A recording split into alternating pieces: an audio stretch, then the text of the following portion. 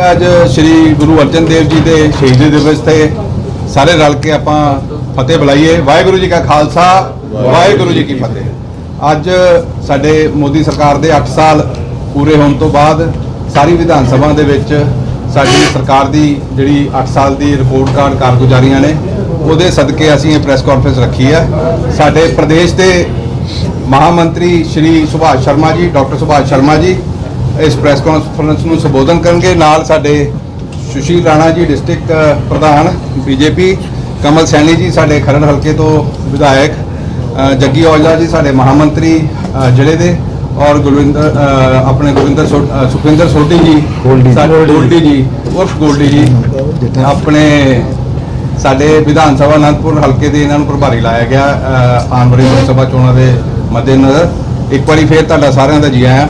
मैं सुभाष जी नूं बेनती करांगा कि अज की प्रेस कॉन्फ्रेंस शुरू कर सकें। बहुत बहुत धन्यवाद सारिआं दा।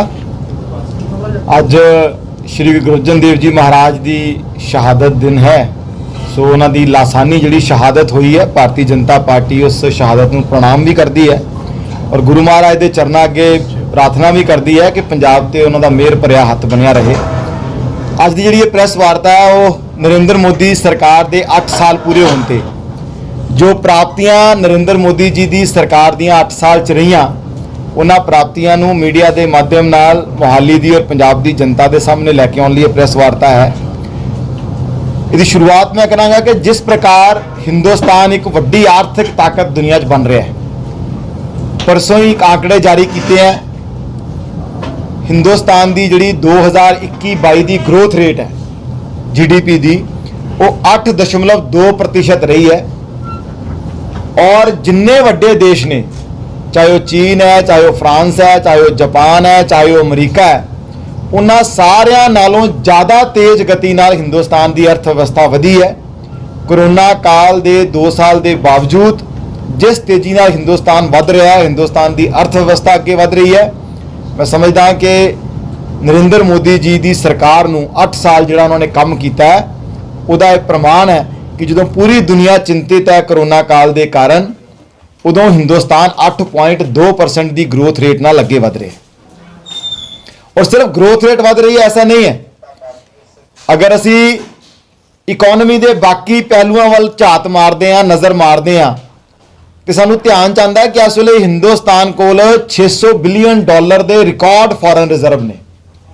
आप अपने गुआढ़ी मुल्कों देखिए, श्रीलंका, पाकिस्तान सब जूझ रहे हैं इस वेले फॉरन रिजर्व के इशू में लैके, दिवालिया होने की कगार ते ने। और ऐसे मौके हिंदुस्तान रिकॉर्ड फॉरन रिजर्व लैके बैठा है। पिछले साल पिछला साल निकलिया फाइनैंशियल ईयर 2021-22, उहदे हिंदुस्तान ने पहली बार $400 बिलियन का रिकॉर्ड एक्सपोर्ट किया है। कभी हिंदुस्तान इंपोर्ट करने वाला देश ही, लेकिन जिस तेजी नाल असीं एक्सपोर्ट कर रहे हैं। वर्ल्ड बैंक की एक रिपोर्ट आई कि कोविड के दौरान भी जो पूरी दुनिया जूझ रही सी, हिंदुस्तान गरीबी नूं घटाउण लई बहुत कामयाब होया। और मैनूं दसदिआं बड़ी खुशी हो रही है कि 8 साल पहला जो असीं सत्ता च आए सी, 27% गरीबी रेखा तो नीचे रहने वाले लोग सी, अति गरीब जिन्होंने मानते हैं। अज उन्हां दी संख्या वर्ल्ड बैंक ने जिहड़ा आंकड़ा जारी किया है 10% तो भी घट गई है। सो एक बहुत वड्डी प्राप्ति इकोनॉमी की अगर असीं पहलुआं की गल करिए तो यह है। चाहे वह मैन्युफैक्चरिंग सैक्टर की ग्रोथ की गल होवे, चाहे वह देश च नवे 67,000 स्टार्टअप शुरू होए उहदी गल होवे, चाहे वह देश च 100 तो वध नवे यूनिकॉर्न की गल होवे। अज हिंदुस्तान बड़ी तेजी नाल तरक्की दियां पुलांगा पुट रहा है। इहदा जे श्रेय किसी एक व्यक्ति नूं जांदा है तो वह नरेंद्र मोदी नूं जांदा है, जिन्होंने पिछले 8 साल इस देश की अर्थव्यवस्था की बुनियाद नूं मजबूत करने लई बड़े ऐतिहासिक फैसले किए। और जो मैं कह रहा कि अर्थव्यवस्था वध रही है, तो उहदे पिछे मोदी साहब की एक होर बड़ी वड्डी सोच सी जो प्रधानमंत्री बने सी कि सिर्फ देश की अर्थव्यवस्था नूं नहीं वधाना, एक्सपोर्ट वध जाण, फॉरन रिजर्व वध जाए, GDP वध जाए, उहदे नाल नाल ये जिहड़ी साडी इकोनॉमी है, अर्थव्यवस्था है, ये सारे हिंदुस्तान के 135 करोड़ लोगों को भी लाभ पहुँचाने वाली बने। इसलिए देश के गरीब लई, देश के मजदूर लई, छोटे किसान लई, छोटे व्यापारी लई, छोटे कारोबारी लई जब तक उन्होंने असीं लाभ नहीं देवांगे, उन्होंने देश की इकोनॉमी नाल, देश की इकोनॉमी की प्रोग्रेस नाल नहीं जोड़ांगे, उसका लाभ नहीं होने वाला। और इस करके तुसीं देखो जनधन खाते खोलने की गल आई, 45 करोड़ गरीब लोगों के जनधन खाते मोदी साहब ने खोले। और सिर्फ जनधन खाते नहीं खोले। मोदी साहब ने कहा कि हिंदुस्तान के अंदर जी गल चली आ रही है, राजीव गांधी जी ने कभी कहा सी कि मैं 1 रुपया भेजदा तो गरीब आदमी तक पहुंचते 15 पैसे रह जाता है। मोदी साहब ने कहा मैं इहनूं ठीक करांगा। अज जिहड़े जनधन खाते खुले उन्होंने आधार और मोबाइल नाल जोड़िया, जिन्हों असीं जैम कहने आ, और तकनोलॉजी का इस्तेमाल करके जिन्नियां सबसिडीज ने डायरैक्ट बेनिफिट ट्रांसफर के माध्यम नाल सीधियां गरीब आदमी को जा रही हैं। तुसीं देखो कोरोना काल के अंदर मोदी साहब ने अगर करोड़ों महिलावां के खाते 500 रुपए पाए तो एक बटन दबाया और उन्होंने खाते पैसे आ गए। पंजाब के भी 12 लाख महिलावां के खाते पैसे आए। अगर मोदी साहब ने कहा कि मैं छोटे किसान नूं किसान सम्मान निधि योजना के माध्यम नाल फायदा देना है, 6000 रुपया हर साल देना है, तो कोई उहदे पैसा खा नहीं सकता है।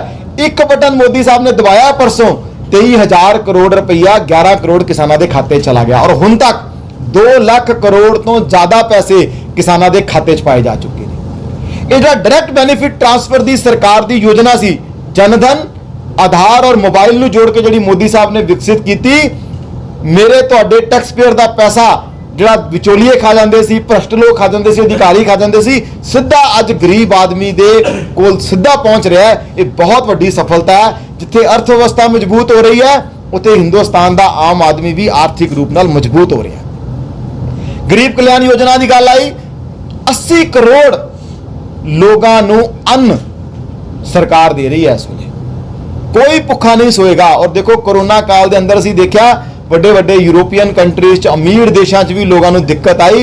हिंदुस्तान के गरीब आदमी की रोटी की चिंता मोदी साहब ने की, चाहे वह फ्री सिलेंडर देने की गल सी, चाहे और पंजाब के अंदर भी 1 करोड़ 41 लाख लोगों को इस गरीब कल्याण योजना के माध्यम नाल अनाज मिल रहा है। अनाज दिता, खात्यां सीधे पैसे पाए, महिलावां लई LPG सिलेंडर। मोदी साहब को एहसास सी कि गरीब जिहड़ियां महिलावां है साडे हिंदुस्तान च वो किन्ने वड्डे संकट नाल जूझदियां, जदों चुल्हा जलांदियां उन्हां दी सेहत ते किड्डा वड्डा नैगेटिव असर आंदा है। उन्होंने उसकी चिंता की। 10 करोड़ LPG के सिलेंडर मुफ्त कनैक्शन उज्जवला योजना तहत मिले। मोदी साहब ने स्वच्छता की गल की ते 11 करोड़ तो ज़्यादा टॉयलेट हिंदुस्तान के अंदर घरां च बने, पिंडां च बने, कम्यूनिटी सेंटर च बने, ताकि हिंदुस्तान को साफ स्वच्छ रखा जा सके। और उसका परिणाम है कि लगातार स्वच्छता के मामले च हिंदुस्तान का रैंक जिहड़ा वध रहा है। गरीब आदमी को घर मिलना चाहिए है। प्रधानमंत्री आवास योजना के तहत हुण तक सिर्फ घोषणा नहीं की है, पिछले 8 सालों 2 करोड़ 30 लाख नवे मकान बन के उन्होंने चाबियां गरीब आदमी को मिल चुकी हैं। पंजाब च भी 36,500 लोगों को घर मिल चुके हैं। मोदी साहब ने एक वादा किया है देश की जनता नाल कि 2024 तक हिंदुस्तान के हर गरीब को छत होएगी, उसका घर होएगा, कोई कच्चा घर नहीं रहन देंगे, सबनों मकान देवांगे प्रधानमंत्री आवास योजना के तहत। मोदी जी ने कहा सबनों साफ पीने वाला पानी चाहिए।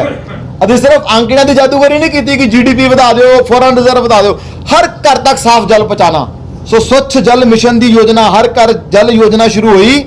62 करोड़ टूटियां पिछले 8 साल असीं लगाई। 62 करोड़ घरां च टूटी नाल जल पहुंचाने का काम किया। 62 करोड़ टूटियां लग चुकी हैं जड़ियां। और टारगेट है कि 2024 तक हिंदुस्तान के हर घर च, चाहे वह पिंड च होएगा, चाहे वह आदिवासी खेतों च होएगा, चाहे वह दूर पहाड़ों च होएगा, चाहे वह अंडमान निकोबार वर्गे आइलैंड च होएगा, हर घर नूं टूटी के माध्यम नाल साफ स्वच्छ जल पीने वाला पहुंचावांगे। और पंजाब ने भी बड़ा अच्छा काम किया। मैं पंजाब दी सरकारां नूं भी बधाई देनी है। पंजाब ने 99% अपना टारगेट पूरा कर लिया। लेकिन मोदी साहब की सोच सी कि हर घर नूं असीं साफ जल पहुंचाना है, उसके तहत असीं ये काम किया। गरीब दे सेहत की चिंता की। आयुष्मान योजना के तहत 5 लाख रुपए तक का इलाज कार्ड के माध्यम नाल, आयुष्मान कार्ड के माध्यम शुरू किया। और हुण तक सिर्फ कार्ड नहीं बनाए हैं। मैनूं दसदियां बड़ी खुशी हो रही है कि पिछले 3 साल जो तो योजना शुरू हुई है 3 करोड़ 20 लाख लोग इस इलाज का फायदा उठा चुके हैं फ्री का। किसी ने अपने बच्चे का इलाज कराया, किसी ने बुजुर्ग माँ प्यो का इलाज कराया। गरीब आदमी 3 करोड़ 20 लाख लोग फ्री च इलाज। किसी सरकारी हॉस्पिटल चले जाओ, किसी प्राइवेट हॉस्पिटल चले जाओ, 5 लाख तक का इलाज फ्री है कार्ड दिओ ते। और पंजाब च भी 11,48,000 लोग इसका फायदा ले चुके हैं। लेकिन मैंने दसदियां बड़ा दुख हो रहा हूं कि पिछली सरकार कांग्रेस की और हुण दी आम आदमी की सरकार की नलायकी के कारण प्राइवेट हॉस्पिटलों का बिल जिहड़ा इन्होंने चुकाना सी नहीं चुका सके। पंजाब प्राइवेट हॉस्पिटलों ने आयुष्मान योजना को बंद कर दिता है। ਮੋਦੀ ਸਾਹਿਬ ਦੀ ਜੋ ਸੋਚ ਹੈ ਕਿ ਹਰ ਗਰੀਬ ਨੂੰ ਇਲਾਜ ਮਿਲੇ, ਸਟੇਟ ਦੀ ਸਰਕਾਰ ਸਾਡੀ ਜਿਹੜੀ ਉਹਦੇ 'ਚ ਵਾਅਦਾ ਪਾ ਰਹੀ ਹੈ, ਲੇਕਿਨ ਮੋਦੀ ਸਾਹਿਬ ਵੱਲੋਂ ਕੋਈ ਕਮੀ ਨਹੀਂ ਹੈ। ਅਸੀਂ ਦੇਖਿਆ ਕਿ ਜੋ ਨਵੇਂ ਮੈਡੀਕਲ ਕਾਲਜ ਬਣਾਉਣ ਦੀ ਗੱਲ ਆਈ, ਹਰ ਲੋਕ ਸਭਾ 'ਚ ਇੱਕ ਮੈਡੀਕਲ, ਔਰ ਪੰਜਾਬ 'ਚ ਵੀ ਤੁਸੀਂ ਦੇਖੋ ਹੁਸ਼ਿਆਰਪੁਰ 'ਚ ਮੈਡੀਕਲ ਕਾਲਜ ਬਣ ਰਿਹਾ ਹੈ, ਕਪੂਰਥਲੇ 'ਚ ਮੈਡੀਕਲ ਕਾਲਜ ਬਣ ਰਿਹਾ ਹੈ, ਬਠਿੰਡਾ 'ਚ ਏਮਸ ਬਣ ਰਿਹਾ ਹੈ, ਫਿਰੋਜ਼ਪੁਰ ਔਰ ਸੰਗਰੂਰ 'ਚ ਨਵੇਂ ਪੀਜੀਆਈ ਦੇ ਸੈਟੇਲਾਈਟ ਸੈਂਟਰ ਬਣ ਰਹੇ ਨੇ। ਕੇਂਦਰ ਸਰਕਾਰ ਦੇ ਪੈਸੇ ਨਾਲ ਪੰਜਾਬ ਦੇ ਅੰਦਰ ਵੀ 6 ਵੱਡੇ ਮੈਡੀਕਲ ਕਾਲਜ ਔਰ ਇੰਸਟੀਚਿਊਟ ਜਿਹੜੇ ਆ ਬਣ ਰਹੇ ਹਨ। ਸੋ ਇੱਕ ਬਹੁਤ ਵੱਡੀ ਉਪਲਬਧੀ ਮੋਦੀ ਸਾਹਿਬ ਦੀ ਹੈ। ਔਰ ਫਿਰ ਇਸ ਤੋਂ ਬਾਅਦ ਹਰ ਜ਼ਿਲ੍ਹੇ 'ਚ ਇੱਕ ਮੈਡੀਕਲ ਕਾਲਜ ਖੋਲ੍ਹਣ ਦੀ ਯੋਜਨਾ ਹੈ। ਕੋਵਿਡ ਦੇ ਦੌਰਾਨ ਅਸੀਂ ਦੇਖਿਆ ਕਿ ਜਦੋਂ ਪੂਰੀ ਦੁਨੀਆ ਇਹ ਸੋਚ ਰਹੀ ਸੀ ਕਿ ਹਿੰਦੁਸਤਾਨ ਕੋਲੈਪਸ ਕਰ ਜਾਏਗਾ, ਜਿੰਨੀ ਇਹਦੀ ਪੋਪੂਲੇਸ਼ਨ ਹੈ, ਹਿੰਦੁਸਤਾਨ ਦਾ ਹੈਲਥ ਇੰਫਰਾਸਟ੍ਰਕਚਰ ਉਹਨਾਂ ਨਹੀਂ ਹੈ, ਮੋਦੀ ਸਾਹਿਬ ਦੀ ਅਗਵਾਈ 'ਚ ਦੇਸ਼ ਨੇ ਸਫਲਤਾਪੂਰਵਕ ਕੋਵਿਡ ਦਾ ਸਾਹਮਣਾ ਕੀਤਾ ਹੈ। ਹੈਲਥ ਇੰਫਰਾਸਟ੍ਰਕਚਰ ਬਿਲਡ ਕੀਤਾ। ਜਦੋਂ ਕੋਵਿਡ ਆਇਆ, ਹਿੰਦੁਸਤਾਨ ਕੋਲ ਇੱਕ ਵੀ ਪੀਪੀਈ ਕਿੱਟ ਬਣਾਉਣ ਦੀ ਕੈਪੈਸਿਟੀ ਨਹੀਂ ਸੀ। ਅੱਜ ਪੂਰੀ ਦੁਨੀਆ ਨੂੰ ਪੀਪੀਈ ਕਿੱਟ ਅਸੀਂ ਭੇਜ ਰਹੇ ਹਾਂ। ਵੈਂਟੀਲੇਟਰ ਬਣਾਉਣ ਦੀ ਕੈਪੈਸਿਟੀ ਨਹੀਂ ਸੀ, ਅੱਜ ਵੈਂਟੀਲੇਟਰ ਅਸੀਂ ਆਪ ਬਣਾ ਰਹੇ ਹਾਂ, ਦੁਨੀਆ ਭਰ ਨੂੰ ਐਕਸਪੋਰਟ ਕਰ ਰਹੇ ਹਾਂ। ਜਿੰਨੇ ਵੈਕਸੀਨ ਹੁਣ ਤੱਕ ਬਣੇ, ਕੋਈ ਵੀ ਵੈਕਸੀਨ ਬਣਦਾ ਸੀ 4 ਸਾਲ 5 ਸਾਲ ਲੱਗ ਜਾਂਦੇ ਸੀ ਹਿੰਦੁਸਤਾਨ 'ਚ ਪਹੁੰਚਣ 'ਚ, ਸਾਨੂੰ ਪੀਕ ਮੰਗਣੀ ਪੈਂਦੀ ਸੀ। ਪਹਿਲੀ ਵਾਰੀ ਐਸਾ ਹੋਇਆ 5 ਨਵੇਂ ਵੈਕਸੀਨ ਬਣੇ, ਨਾ ਸਿਰਫ ਬਣੇ, 200 ਕਰੋੜ ਤੋਂ ਵੱਧ ਦੀ ਡੋਜ਼ ਹਿੰਦੁਸਤਾਨ ਦੇ ਲੋਕਾਂ ਨੂੰ ਲੱਗ ਚੁੱਕੀ ਹੈ। 200 ਕਰੋੜ ਡੋਜ਼ ਲੱਗ ਚੁੱਕੀ ਹੈ ਹੁਣ ਤੱਕ। ਨਾ ਸਿਰਫ ਆਪਣੇ ਦੇਸ਼ ਦੇ ਲੋਕਾਂ ਲਈ, ਪੂਰੀ ਦੁਨੀਆ ਨੂੰ ਅੱਜ ਵੈਕਸੀਨ ਹਿੰਦੁਸਤਾਨ ਦੇ ਰਿਹਾ ਹੈ। ਹਿੰਦੁਸਤਾਨ ਦੀ ਨਵੀਂ ਤਾਕਤ ਜਿਹੜੀ ਮੋਦੀ ਸਾਹਿਬ ਨੇ ਖੜੀ ਕੀਤੀ, ਉਹਦਾ ਪਰਿਣਾਮ ਹੈ।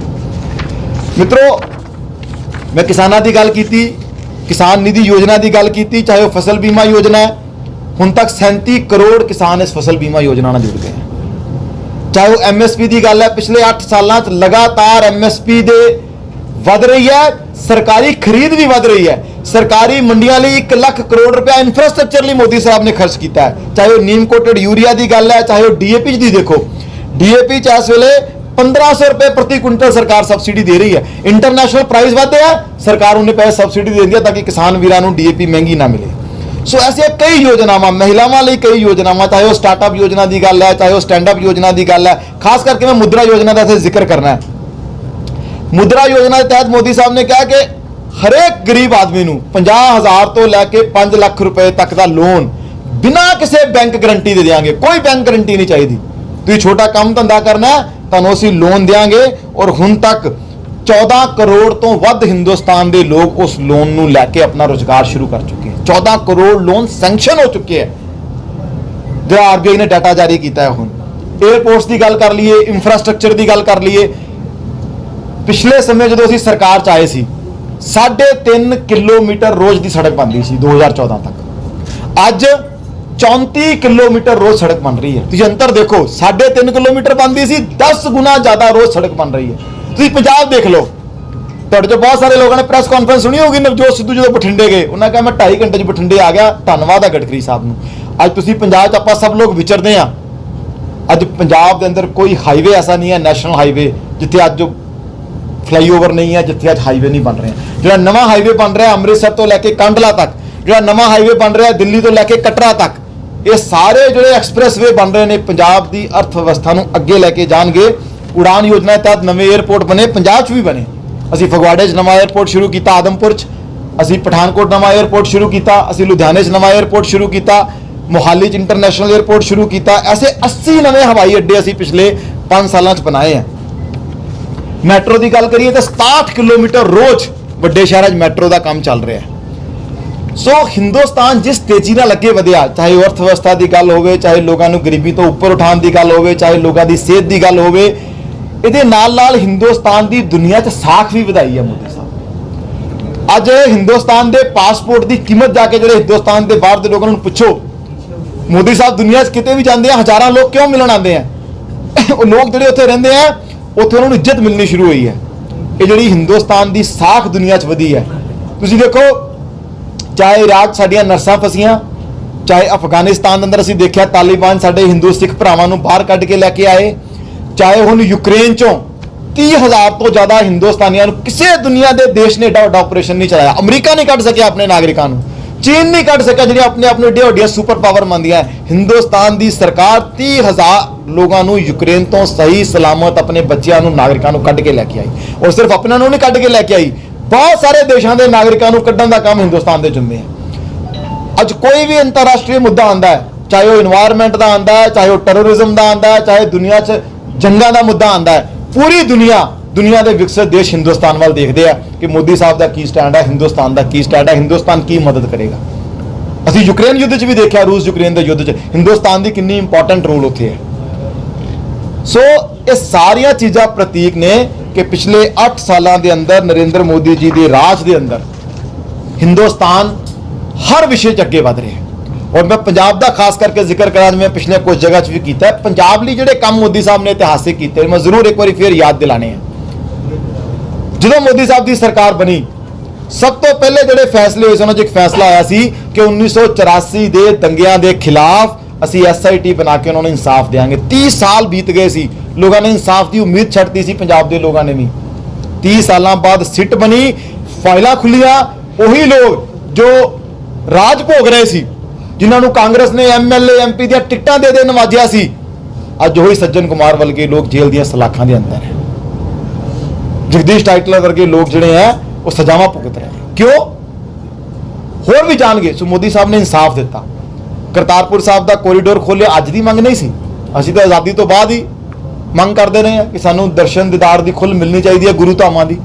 ਲੇਕਿਨ ਅਗਰ ਕਿਸੇ ਪ੍ਰਧਾਨ ਮੰਤਰੀ ਨੇ ਸੋਚਿਆ ਉਹਨੂੰ ਜ਼ਮੀਨ ਤੇ ਉਤਾਰਿਆ ਤਾਂ ਨਰਿੰਦਰ ਮੋਦੀ ਜੀ ਸੀ, ਜਿਨ੍ਹਾਂ ਨੇ ਕਰਤਾਰਪੁਰ ਸਾਹਿਬ ਦਾ ਕੋਰੀਡੋਰ ਬਣਾ ਕੇ ਸਾਨੂੰ ਗੁਰੂ ਘਰ ਨਾਲ ਜੋੜਿਆ। ਚਾਹੇ ਉਹ ਸ਼੍ਰੀ ਹਰਿਮੰਦਰ ਸਾਹਿਬ ਨੂੰ FCRA ਸਟੇਟਸ ਦੇਣ ਦੀ ਗੱਲ ਹੋਵੇ, ਚਾਹੇ ਉਹ ਲੰਗਰ ਤੋਂ GST ਹਟਾਉਣ ਦੀ ਗੱਲ ਹੋਵੇ, ਚਾਹੇ ਉਹ ਟੂਰਿਜ਼ਮ ਦਾ ਨਵਾਂ ਸਰਕਟ ਡਿਵੈਲਪ ਕਰਨ ਦੀ ਗੱਲ ਹੋਵੇ, ਸਾਰੇ ਜਿਹੜੇ ਸਿੱਖ ਇਤਿਹਾਸਿਕ ਸਥਾਨ ਨੇ ਪੰਜਾਬ 'ਚ, ਚਾਹੇ ਉਹ ਜਲਿਆਂਵਾਲੇ ਬਾਗ ਦੇ ਰੀਜੂਵੀਨੇਸ਼ਨ ਦੀ ਗੱਲ ਹੋਵੇ, ਚਾਹੇ ਉਹ ਅਫਗਾਨਿਸਤਾਨ ਤੋਂ ਸ਼੍ਰੀ ਗੁਰੂ ਗ੍ਰੰਥ ਸਾਹਿਬ ਜੀ ਦੇ ਪਵਿੱਤਰ ਸਰੂਪਾਂ ਨੂੰ ਲੈ ਕੇ ਆਉਣ ਦੀ ਗੱਲ ਹੋਵੇ, ਚਾਹੇ ਕਾਲੀ ਸੂਚੀ ਹਟਾਉਣ ਦੀ ਗੱਲ ਹੋਵੇ, ਐਸੇ ਅਨੇਕਾਂ ਕੰਮ ਨੇ ਜਿਹੜੇ ਗਿਣਾਏ ਜਾ ਸਕਦੇ ਨੇ ਕਿ ਮੋਦੀ ਸਾਹਿਬ ਦੀ ਪੰਜਾਬ ਪ੍ਰਤੀ, ਪੰਜਾਬੀਆਂ ਪ੍ਰਤੀ, ਪੰਜਾਬੀਅਤ ਪ੍ਰਤੀ ਕਿੰਨਾ ਪਿਆਰ ਹੈ। ਅਸੀਂ ਉਹਦਾ ਇੱਕ ਉਦਾਹਰਣ ਹੁਣ ਵੀ ਦੇਖਿਆ। ਸ਼੍ਰੀ ਗੁਰੂ ਗੋਬਿੰਦ ਸਿੰਘ ਜੀ ਮਹਾਰਾਜ ਦੇ ਸਾਹਿਬਜ਼ਾਦਿਆਂ ਦੀ ਜਿਹੜੀ ਲਾਸਾਨੀ ਸ਼ਹਾਦਤ ਹੋਈ, ਉਹ ਸ਼ਹਾਦਤ ਹਿੰਦੁਸਤਾਨ ਦੀ ਪੂਰੀ ਦੁਨੀਆ ਦੇ ਲੋਕਾਂ ਨੂੰ ਪਤਾ ਲੱਗੇ। ਸੋ ਵੀਰ ਬਾਲ ਦਿਵਸ ਦੇ ਰੂਪ 'ਚ ਸਰਕਾਰ ਨੇ ਉਹਨੂੰ ਮਨਾਉਣ ਦਾ ਸ਼ੁਰੂ ਕੀਤਾ। ਕਿਸੇ ਹੋਰ ਨੂੰ ਇਹ ਸੋਝੀ ਕਿਉਂ ਨਹੀਂ ਆਈ ਕਿ ਵੀ ਦੁਨੀਆ ਨੂੰ ਇਸ ਸ਼ਹਾਦਤ ਬਾਰੇ ਪਤਾ ਲੱਗਣਾ ਚਾਹੀਦਾ। ਸ਼੍ਰੀ ਗੁਰੂ ਨਾਨਕ ਦੇਵ ਜੀ ਮਹਾਰਾਜ ਦਾ 550 ਪ੍ਰਕਾਸ਼ ਪੁਰਬ ਆਇਆ, ਪੂਰੀ ਦੁਨੀਆ ਦੇ ਅੰਦਰ ਜਿੱਥੇ ਵੀ ਹਿੰਦੁਸਤਾਨ ਦੀ ਸਰਕਾਰ ਦੀ ਐਮਬੈਸੀ ਸੀ, ਉੱਥੇ कार्यक्रम होए। गुरु साहब ਦੀਆਂ ਸਿੱਖਿਆਵਾਂ ਨੂੰ ਪੂਰੀ ਦੁਨੀਆ ਦੀਆਂ ਭਾਸ਼ਾਵਾਂ 'ਚ ਟ੍ਰਾਂਸਲੇਸ਼ਨ ਦਾ ਕੰਮ ਚੱਲ ਰਿਹਾ ਹੈ। ਹਿੰਦੁਸਤਾਨ ਦੀਆਂ ਸਾਰੀਆਂ ਭਾਸ਼ਾਵਾਂ 'ਚ ਟ੍ਰਾਂਸਲੇਸ਼ਨ ਦਾ ਕੰਮ ਚੱਲ ਰਿਹਾ ਹੈ। ਗੁਰੂ ਗੋਬਿੰਦ ਸਿੰਘ ਜੀ ਮਹਾਰਾਜ ਦਾ 350ਵਾਂ ਪ੍ਰਕਾਸ਼ ਪੁਰਬ ਆਇਆ, ਮੋਦੀ ਸਾਹਿਬ ਆਪ ਪਟਨਾ ਸਾਹਿਬ ਗਏ, ਨਤਮਸਤਕ ਹੋਏ, ਸਿੱਕਾ ਜਾਰੀ ਕੀਤਾ। ਅਸੀਂ ਹੁਣੇ ਦੇਖਿਆ ਸ਼੍ਰੀ ਗੁਰੂ ਤੇਗ ਬਹਾਦਰ ਜੀ ਮਹਾਰਾਜ ਦਾ 400ਵਾਂ ਪ੍ਰਕਾਸ਼ ਪੁਰਬ ਆਇਆ। ਪੰਜਾਬ ਦੀ ਸਰਕਾਰ ਦਾ ਕੋਈ कार्यक्रम ਤੁਹਾਨੂੰ ਯਾਦ ਨਹੀਂ ਹੋਏਗਾ ਕਿ ਉਹਨਾਂ ਨੇ ਕੀਤਾ ਹੈ। हिंदुस्तान दी सरकार ने लाल किले के ऊपर 2 दिन का कार्यक्रम किया। Ministry of culture and tourism ने पहले दिन अमित शाह जी गए, दूसरे दिन प्रधानमंत्री जी गए।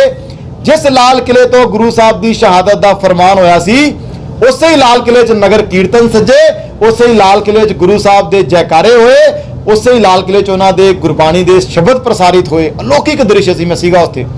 सो ये जिहड़ा मोदी साहब का प्यार है पंजाब के प्रति, पंजाबियों के प्रति, उन्होंने प्रगटांदा है। सो इस करके अज की जी प्रेस वार्ता सी, इसका उद्देश्य यही सी कि पिछले 8 साल जो सरकार ने काम किए है वो लैके जाइए और भारतीय जनता पार्टी पंजाब मोदी साहब के 8 साल के कामों लई, जन कल्याण के कामों लई, हिंदुस्तान को अगे बढ़ाने लई, हिंदुस्तान को शक्तिशाली बनाने लई, हिंदुस्तान को समर्थशाली बनाने लई, हिंदुस्तान को खुशहाल बनाने लई और पंजाब ते पंजाबियत लई जो उन्होंने काम किए है, उन्होंने सारिਆਂ के प्रति उन्होंने शलाघा करती है, उन्होंने पिठ थपथपाउंदी है और उम्मीद करते हैं कि मोदी साहब की अगवाई हिंदुस्तान एवं ही अगे बढ़ता रहेगा। बहुत बहुत